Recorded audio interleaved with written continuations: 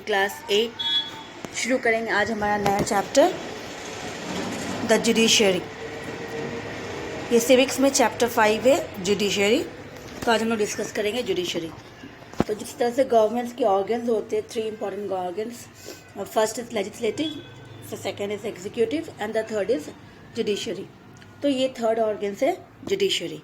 तो उसके बारे में डिस्कस करेंगे सिंपली कि सबसे पहले जो हाईएस्ट कोर्ट इंडिया में कौन सी है, कहाँ पे सिचुएटेड है, स्टेट के अंदर हाईएस्ट कौन सी है, हाईएस्ट जुडिशियल ऑफिसर्स कौन से हैं, कितने टायर्स है, मीन्स कितने लेवल्स में जो है कोर्ट्स होती है। फर्स्ट लेवल सबसे ऊपर जो है सुप्रीम कोर्ट, स्टेट में हाई कोर्ट।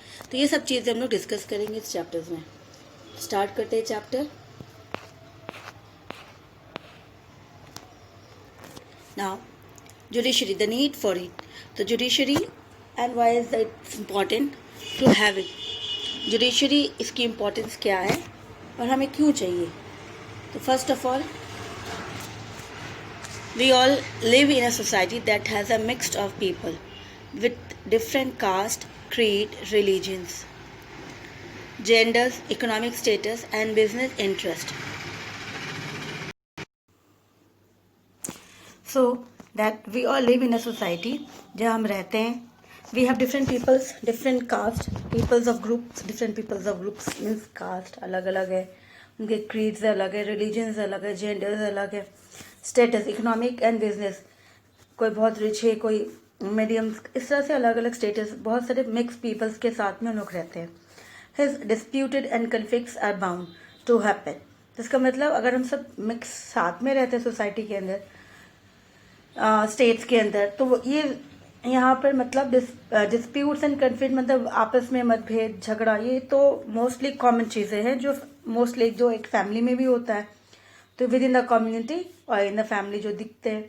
तो इन सब चीज़ों को जब ये प्रॉब्लम होती है तो इनको सॉल्व कौन करेगा। They must be arise a need for the government. तो उसके लिए गवर्नमेंट चाहिए, जहाँ पे उसके थ्रू एक मैकेनिज्म, एक जरिया चाहिए जो इस कॉन्फ्लिक्ट्स को, जो भी प्रॉब्लम्स हो रही है उसको सुलझाएगा कौन, और कौन सही है कौन गलत ये बताएगा कौन। तो also to enforce law existing for the welfare, और साथ साथ हमें सोसाइटी में कैसे रहना है उसे भी रूल्स फॉलो करके कि हमें किस तरह से रहना चाहिए, ये सब कुछ हमें गाइडलाइंस करेगा कौन। So for all these reasons this mechanism, जो गवर्नमेंट ने मैकेनिज्म बनाया है ताकि हमारी जो कॉन्फ्लिक्ट्स है, कॉन्फ्लिक्ट्स में झगड़े जो है, कॉन्फ्लिक्ट्स मैनेज जो कौन करेगा, तो इसे किया जाएगा जुडिशियल सिस्टम के थ्रू और फिर जुडिशरी। तो इसी तरह से ये जुडिशरी जो है बहुत ही इंपॉर्टेंट है हमारी प्रॉब्लम्स को सॉल्व करने के लिए। Therefore the judiciary is that branch of government which administer justice. तो जुडिशरी करता क्या है, वो एडमिनिस्टर करता है जस्टिस, कि सबको प्रॉब्लम जो है सबकी सॉल्व हो गई, इसको सबकी जस्टिस मिली कि नहीं, सबको न्याय मिला है कि नहीं, ये चीज़ें देखना बहुत ज़रूरी होती है। And it is Holi independent of the legislative and executive. और दूसरी बात है कि ये दोनों ऑर्गन्स जो है लेजिस्लेटिव एंड एग्जीक्यूटिव, पहला फर्स्ट एंड सेकेंड वाला जो है, ये दोनों से ही अलग है। मतलब ये थर्ड ऑर्गन जो है जुडिशरी, ये दोनों जो है इनको कोई भी इन्फ्लुएंस नहीं कर सकता, ये इन्फ्लुएंस नहीं कर सकता, वो इन्फ्लुएंस उनको नहीं कर सकता, ये इंडिपेंडेंट बॉडी है। तो ये दोनों बॉडी जो है इनको इन्फ्लुएंस नहीं कर सकते। नाउ जुडिशरी इज और इट्स इम्पोर्टेंस, इसकी इम्पोर्टेंस क्या है। इसकी इम्पोर्टेंस ये है that a sovereign democratic country needs a judiciary for the following reasons. A sovereign means a country which is not been controlled by any outsider, जो free है, जो आज़ाद है, ठीक है। तो इसी तरह से सोवरेन डेमोक्रेटिक कंट्रीज जो है उसको जुडिशरी सिस्टम चाहिए होता है। और उससे क्यों चाहिए होता है, सबसे पहला to protect and ensure the fundamental rights of the citizen. तो सबसे पहले सिटीजन जो है, जनता जो है, उसकी राइट्स, जो फंडामेंटल राइट्स है उसको बचाना है, उसे प्रोटेक्ट करना है। दूसरा, टू रिजॉल्व एनी डिस्प्यूट्स, जो भी डिस्प्यूट्स होती है सिटीजन्स की या फिर गवर्नमेंट की, दोनों के बीच, ठीक है, तो उनको, उनकी झगड़ा कौन सॉल्व करेगा। तो हमें एक जुडिशियल डिपार्टमेंट्स चाहिए ताकि वो न्यायिक जजमेंट करे, और किसी के इन्फ्लुएंस, जैसे हमने डिस्कस किया था कि वो दोनों लेजिस्लेटिव एंड एग्जीक्यूटिव किसी की भी इन्फ्लुएंस में नहीं आता है, वो इंडिपेंडेंट बॉडी है। Next, to act as a guardians of the constitution, जो कॉन्स्टिट्यूशन से हमारा रूल्स है, रूल्स बुक है, उसे भी, क्योंकि अपनी गवर्नमेंट मनमानी कर सकती, कुछ भी कर सकती है, क्योंकि ऐसे वर्ल्ड के अंदर बहुत सारी ऐसी कंट्रीज है जो कॉन्स्टिट्यूशन को टोटली चेंज कर दिया अपने पावर्स को इंक्रीज करने के लिए। तो इसीलिए जो हमारी जुडिशरी है वो ऐसा क्या काम करती है, एज एन गार्जियंस, जो गार्जियंस का काम करती है ताकि कॉन्स्टिट्यूशन के ऊपर नज़र रखे कि उसके ऊपर कोई छेड़छाड़ ना हो, कोई भी गवर्नमेंट्स अपनी दखल अंदाजी ना करे, अपनी मनमानी ना करे। Now to keep a change और check on the misuse of powers of anyone in the government और द एडमिनिस्ट्रेशन। साथ साथ जो भी पावर मेंशन किया हुआ था कॉन्स्टिट्यूशन के अंदर, वो पावर्स के अकॉर्डिंग कोई अपना पावर मिसयूज ना करे, ये चीज़ भी देखने के काम किसका है, जुडिशरी का। ना to ensure justice to all in a fair manner.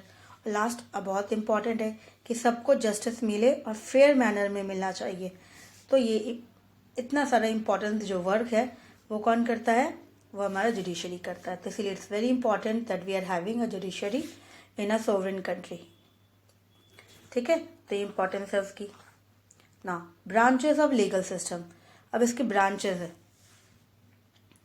ठीक है, तो यहाँ पे हमने देखा, अब इसके ब्रांचेस में देखेंगे कि जो सिस्टम है किस तरह से वो सिस्टम को आगे लेके जाए। तो इसको सिस्टमेटिकली लेके जाया जाता है। ब्रांचेस इसलिए बनाया है इसके अलग अलग कि they are main two categories of the Indian legal जो सिस्टम है उसमें उसको डिवाइड किया है 2 पार्ट्स में, सिविल एंड क्रिमिनल लॉ। तो civil law and criminal law, सबसे पहले सिविल किसे कहेंगे और क्रिमिनल किसे कहेंगे।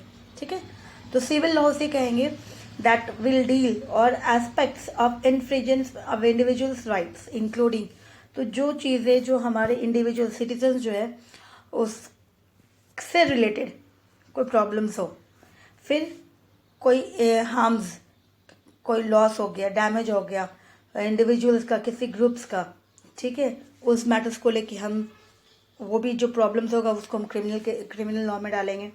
It deal with cases related property, family dispute, diverse, tax, rent etcetera. तो ये सारे जो मैटर्स है, ये सारे मैटर्स जो है ये किस में आ जाएगा, सिविल राइट्स में आ जाएगा, मतलब सिविल लॉ के अंदर। Now any person aggrieved on such matters is required to file a petition in the court. अगर किसी को भी किसी चीज़ों में इंक्लूडिंग जो भी हो, किसी में कोई प्रॉब्लम हो रही है, ठीक है, तो वो क्या कर सकते हैं, उसके पास राइट है कि वो पिटीशन मीन्स अपनी जो गवर्नमेंट से मतलब जस्टिस न्याय चाहिए उनको, तो उनके साथ जो है न्याय नहीं हो रहा, तो उससे जो हम फाइल करते हैं, एप्लीकेशन लिखते हैं, इसको हम लोग पिटीशन कहते हैं जुडिशियल टर्म में। तो हम वो फाइल जो है पिटीशन जो है फाइल करेंगे कोर्ट के अंदर। एंड द कोर्ट शैल जज द फेयरनेस। फिर कोर्ट का क्या काम क्या है कि वो देखेगी सही क्या है और गलत क्या है। जो सही होगा, फेयरनेस ऑफ द केसेस, फिर उसके मेरिट्स एंड डिमेरिट्स चेक किया जाएगा उस केस के कि सही क्या है, और जो सही होगा award such relief as a जज अप्रोप्रिएट, जो फिर सही लगेगा जज को वो फैसला सुना दिया जाएगा कि सही कौन है गलत कौन है।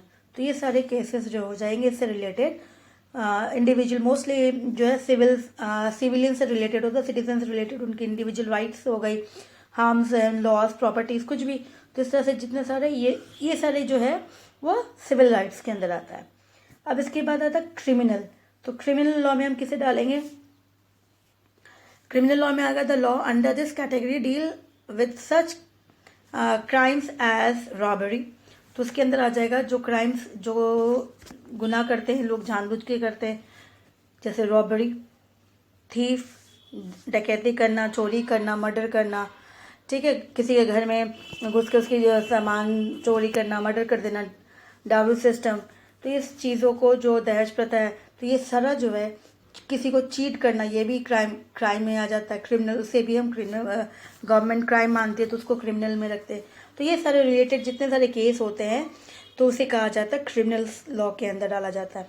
A person who has been victim of any such instance, कोई भी हो, किसी का भी प्रॉब्लम हो रहा है तो वो क्या करेगा, इंस्टेंटली वो एक फाइल फिल करेगा जो उसे FIR कहा जाता है, पुलिस स्टेशन में जाके।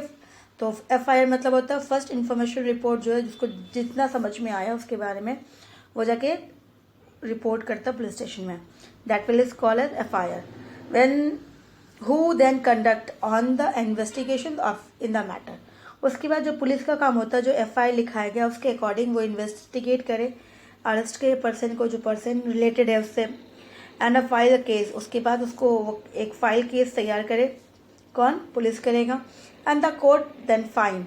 उसके बाद कोर्ट का काम देखना है कि कल्प्रिट ने जो किस तरह से गुनाह किया है, उसे जेल भेजना है, किस तरह से सजा देना है, वो डिसाइड करेगा कोर्ट। ठीक है, उसके बाद आता है नेक्स्ट, जैसे the Indian legal system is one of the oldest in the world कहा जाता है, सबसे पुराना जो है हमारा लीगल सिस्टम है वर्ल्ड के अंदर, और it has changed and evolve over the centuries taking the best provisions from legal system across the world.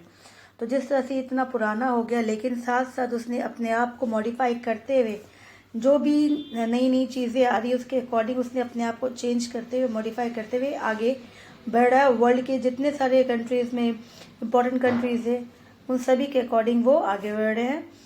Now the constitutions of India serves as the foundations of the Indian legal systems. तो हमारा जो main constitutions वो सबसे important है, क्योंकि वही जो है नींव है, उसके अकॉर्डिंग अगर हम रूल्स के अकॉर्डिंग चलेंगे तो हमारा सब कुछ सही चलेगा, कोई गलत नहीं होता। तो that is the most important foundation जो है हमारा कॉन्स्टिट्यूशंस है। फिर आता है नेक्स्ट टॉपिक जो है the judiciary and it's independence status. जो जुडिशरी है और वो जिस तरह से हमने कहा कि वो दोनों ही लेजिस्लेटिव और एग्जीक्यूटिव से फ्री है, तो उसके बारे में डिस्कस करेंगे कि किस तरह से वो इंडिपेंडेंट है। The Indian judiciary is an independent institution. Independent institution मतलब कि वो अपना काम अकेले स्वयं करते हैं, किसी से कोई इसके ऊपर इंटरफेरेंस नहीं करता है, and is completely separate from the legislative as well as the executive. दोनों से, इस दोनों गवर्नमेंट के ऑर्गन से वो एकदम अलग है। Independent of the judiciary is the basic requisites for ensuring a free and fair society. और ये बहुत ही इंपॉर्टेंट है कि एक जुडिशरी जो है वो फ्री होना चाहिए दोनों से, गवर्नमेंट के जो एग्जीक्यूटिव है लेजिस्लेटिव से, ताकि वो सोसाइटी में सही से काम कर सके, specially in the democratic system. तो बहुत ज़रूरी है कि गवर्नमेंट, क्योंकि पीपल्स जो है कंट्रोल कर, रूल कौन करता है, पीपल्स करती है, तो कहीं ना कहीं पीपल्स अपना इंपॉर्टेंस दिखाने की कोशिश करेंगे जुडिशरी को, तो इसीलिए बहुत ज़रूरी है that it should be free. The impartially and intelligence are some of the hallmark of the independent judiciary, कि वो impartial है, किसी के पक्षपात नहीं करते, अपने दिमाग से, अपनी सोच समझ के अकॉर्डिंग से वो जजमेंट करते हैं। तो ये बहुत ही इंपॉर्टेंट है, एक लैंडमार्क मान लो, हॉलमार्क जैसा कि इंडिपेंडेंट जुडिशरी के लिए। उसके बाद आता है कि it is imperative for the judicials to be independent because of the these following reasons. तो अब ये रीजन्स देखेंगे कि ये रीजन्स है जिससे हमें इंश्योर किया जाता है कि हमारा जो जजमेंट है, जुडिशरी है, वो टोटली फ्री है। सबसे पहले तो क्यों फ्री है और इससे क्या हो सकता है? To ensure that all the organs of the government are functioning within their located jurisdictions. तो जितने हमारे ऑर्गन्स है, 3 ऑर्गन्स है, तीनों ऑर्गन जो अपनी अपनी जुरिसडिक्शन मतलब एरिया, ठीक है, वो उसके जो एरिया है मतलब उसकी जो पावर है किस कहाँ तक है, सीमित है, उसके अकॉर्डिंग वो काम करेंगे, and in according with the provision of the constitution. और दूसरी जो प्रोविजन लिखी गई कॉन्स्टिट्यूशन के अंदर कि आपको कैसे काम करना, कितना पावर्स, उसके अकॉर्डिंग ही काम करना है, तो ये इंपॉर्टेंट है। फिर दूसरा, to interpret the provision of the constitutions independently without any pressures or constraint imposed by the executive or the legislative। दूसरा जो भी है कि प्रोविजन पे जो लिखा गया, प्रोविजन जो भी रूल्स बताया गया कॉन्स्टिट्यूशन के अंदर, वो अपने आप ही उसको समझे, उसके अपने आप ही काम, उसके ऊपर काम करे इंडिपेंडेंटली, कोई भी उसके ऊपर प्रेशराइज ना करे, भले वो कोई एग्जीक्यूटिव क्यों ना हो और लेजिस्लेटिव क्यों ना हो। तो ये हो गया हमारा सेकंड। तीसरा, to give justice without any fear of interference from the legislature और द एग्जीक्यूटिव। अब जो भी वो भले वो क्राइम क्या होगा, वो भले MP हो, MLA हो, कोई भी हो, हाँ, तो वो गवर्नमेंट जो हमारा जुडिशरी डिपार्टमेंट है वो विदाउट फेयर मतलब उसे कोई भी डर नहीं है, वो भी जो भी न्याय लेते हैं, फैसला लेते हैं, वो फ्री होकर, इंटरफेरेंस की इनके ऊपर कोई प्रभाव नहीं है और हमने जजमेंट किया है। फिर नेक्स्ट है to protect the fundamental rights of the citizens, and the most important कि हमारी जो फंडामेंटल राइट्स है ये प्रोटेक्ट कौन करेगा? ये प्रोटेक्ट करेगा जुडिशरी, क्योंकि हमसे अगर हमारा राइट छीन लिया जाता है तो हम कहाँ जाएंगे? सिर्फ हमारे पास एक ही है, जुडिशरी डिपार्टमेंट, जहाँ पे हम जा सकते हैं हमारी कॉन्फ्लिक्ट, हमारी प्रॉब्लम्स को सॉल्व करने के लिए हम कोर्ट ही जा सकते हैं। तो इस तरह से ये बहुत इंपॉर्टेंट रोल प्ले करता है हमारे राइट्स को बचाने के लिए। Now these principles are enshrined in the Constitution so as to safeguard the citizens' rights for fairness in the judiciary and not get influenced by politicians, bureaucracy, the rich and influentials। तो इसी तरह से ये principles बहुत important है जो judiciary को अलग रखता है, इंडिपेंडेंट रखता है, ताकि हमारे जो भी कॉन्स्टिट्यूशन है उसको सेफगार्ड करे, सिटीजन्स की राइट्स को उससे सेफगार्ड किया जाए, वो किसी की प्रभाव में नहीं है, पॉलिटिशियंस हो या फिर कोई बहुत बड़े डिपार्टमेंट ऑफिसर्स हो, तो इसी तरह से इसके हिसाब से वो काम करते हैं। द फॉलोइंग, नेक्स्ट आता है इसका, the following constitutional provisions has been laid down to ensure the independences of the judiciary। तो जो इंडिपेंडेंट जुडिशरी के ऊपर कि क्या क्या प्रोविजंस बनाया गया है ताकि हमारा जुडिशरी जो इंडिपेंडेंटली काम कर सके। अब आता है कि सबसे पहले जो जज होती है सुप्रीम कोर्ट की, हाई कोर्ट की, इसको अपॉइंट करता प्रेसिडेंट, ठीक है। एडवाइस लिया जाता है प्राइम मिनिस्टर से, कंसल्टेशंस किया जाता है चीफ जस्टिस ऑफ इंडिया और chief justice of the supreme court. फिर वंस अपॉइंटमेंट, एक बार जब अपॉइंट हो जाते हैं जज of supreme court, it is very difficult to remove from them, उसके बाद उसको रिमूव करना, उसके पद से हटाना मुश्किल है। तीसरा, the tenure are fixed and secure, जो टाइम पीरियड हो उनका, जैसे सुप्रीम कोर्ट जो है, सुप्रीम कोर्ट के 65 ईयर्स तक वो जॉब कर सकते हैं। हाई कोर्ट होता है वो 62 ईयर्स के एज तक काम कर सकते हैं। तो अपने टाइम पीरियड तक वो अपना काम करेंगे, उससे पहले उसे कोई भी रिमूव नहीं कर सकते, ठीक है। Very once appointed it is very difficult to remove them. Third, their tenures are fixed and secure, उसकी टेन्योर्स जो फिक्स होती है और सिक्योर होती है, so that they can not be forced, उसको ज़बरदस्ती फोर्स करके उससे अलग से गलत काम कराने की कंपेल करे टू गिव अप अनफेयर और इन्फ्लुएंसर जजमेंट, इस तरह से कोई भी ना काम करा। The three, they get fix salary and other allowances which can not be reduced, और उनकी जो सैलरी होती है वो फिक्स्ड होती है कि उनका सैलरी कितना होगा, कितने सारे अलाउंसेस होंगे, वो को टाइमली जो फिक्स होती है उससे कोई उससे भी चेंज नहीं कर सकते। नाउ नेक्स्ट आता है जुडिशरी, इट्स स्ट्रक्चर। तो उसके स्ट्रक्चर्स में मूव करते हैं। स्ट्रक्चर्स में क्या आ जाता है कि स्ट्रक्चर्स क्या है, the judiciary system of India is structured into various level. तो जुडिशरीज की जो स्ट्रक्चर्स है इंडिया की, उसकी वेरियस लेवल्स, अलग अलग लेवल्स में है। एट द एपेक्स मतलब टॉप में, एपेक्स मीन्स टॉप में, टॉप में कौन, सुप्रीम कोर्ट है, उसके बाद हाई कोर्ट आता है, ठीक है। उसके बाद जो सुप्रीम कोर्ट है वो कंट्री के लिए, पूरे कंट्री में सुप्रीम कोर्ट टॉप में, हाईएस्ट में। स्टेट में अगर हम आते तो स्टेट में जो होता है हाई कोर्ट हो जाता है। फिर उसके बाद डिस्ट्रिक्ट कोर्ट आता है, डिस्ट्रिक्ट लेवल में कौन सा हाईएस्ट हो जाएगा, डिस्ट्रिक्ट कोर्ट हो जाएगा। Panchayat at the village level, तो इसी तरह से अलग अलग लेवल पे जो है नीचे से अगर जाएगा पंचायत, फिर डिस्ट्रिक्ट, फिर high court, then supreme court. फिर तो न्याय पंचायत भी है अलग अलग विलेजेस में, ताकि उसको जो स्टेटली उनको जो जजमेंट मिल जाए स्टेटली। तो nyaya panchayat at village levels are not officially reorganized as a part of judiciary since they do not have the power to send anyone to jail। तो न्याय पंचायत जो मोस्टली उनकी छोटी में जो प्रॉब्लम्स होते हैं उनको सॉल्व करने के लिए, क्योंकि न्याय पंचायत जो है इसके पास पावर नहीं है इतना जितना जुडिशरी के पास होती है कि वो किसी को जेल भेज सके, ठीक है।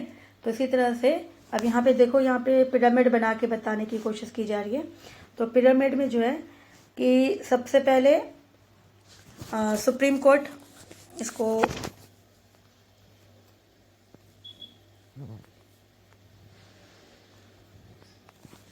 तो सबसे पहले सुप्रीम कोर्ट है, उसके बाद हाई कोर्ट आ गया, फिर कोर्ट ऑफ हाई कोर्ट में सिविल केसेस, अब यहाँ पे केसेस के हिसाब से आएंगे। देखो तो सबसे पहले हो गया हमारा सुप्रीम कोर्ट आ गया नंबर 1, फिर number 2 high court, number 3 the court of district जज। डिस्ट्रिक्ट जज में आ गया कि कौन सी है, सिविल केसेस में आ गया। तब फिर कोर्ट ऑफ द सेशन जज, ये सेशन जज आ गया, तो ये क्रिमिनल केसेस किस में जाएंगे, सेशन जज में जाएंगे। तो ये ध्यान रखना, the court of district state में जो आएगा, the court of the district state सब सिविल केसेस में जाएंगे। कोर्ट ऑफ सेशन कोर्ट जो होगा वो क्रिमिनल केसेस जाएंगे।